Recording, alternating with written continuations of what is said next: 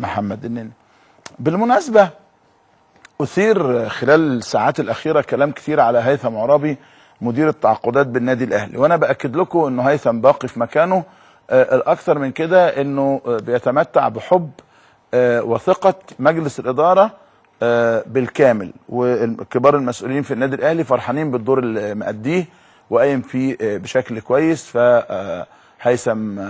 الحقيقة أثبت وجوده في وقت صغير جدا، واعتقد انه ان شاء الله باذن الله هيبقى له دور اكبر في المرحله المقبله، وانتظروا كمان كابتن عادل القيعي ممكن يبقى له دور مهم في النادي الاهلي في المرحله المقبله، لانه عادل القيعي من الخبرات الكبيره اللي النادي الاهلي لابد انه يستفيد منها، ولابد انه يعني بكل الطرق